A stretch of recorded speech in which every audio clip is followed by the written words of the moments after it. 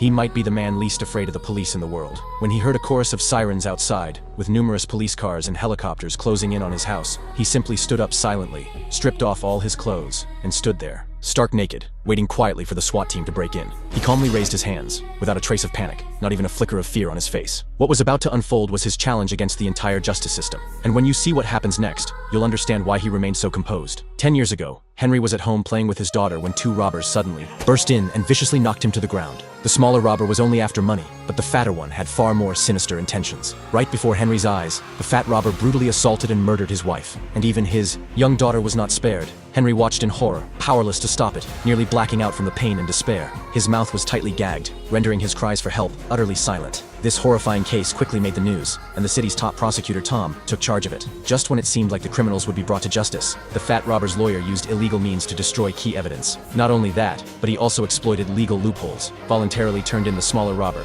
and portrayed himself as merely an accomplice. In the end, the smaller robber was sentenced to death, but the execution was set for 10 years later, while the fat robber received only a few years in prison. He would be out soon. Tom knew this was unfair, but fearing that pursuing the case further could risk a loss in court, jeopardizing his 96% conviction rate, he chose to strike a deal with the fat robber's lawyer. And just like that, the true monster escaped justice. When Henry heard the news, it hit him like a thunderbolt. He had believed the law would avenge his wife and daughter, only to realize how absurd and laughable justice could be. In that moment, his heart was consumed by rage and despair. 10 years passed. The day of the smaller robber's execution arrived, and everyone involved in the case was required to attend. Even at the brink of death, the smaller robber kept pleading his innocence, but no one could do anything. As per protocol, 3 vials of lethal drugs were injected into his body one by one.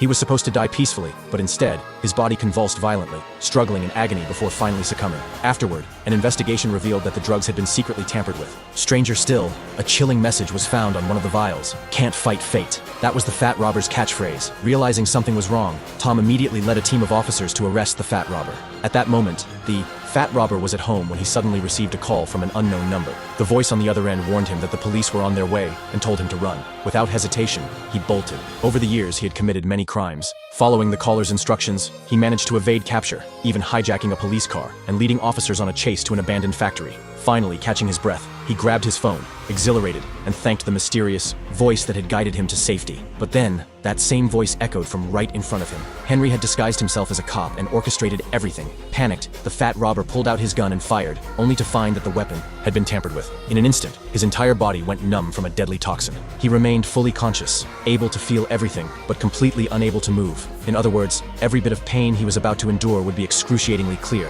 second by second, yet he wouldn't even have the ability to struggle. This was going to be a revenge feast, one that would be carried out to the very end.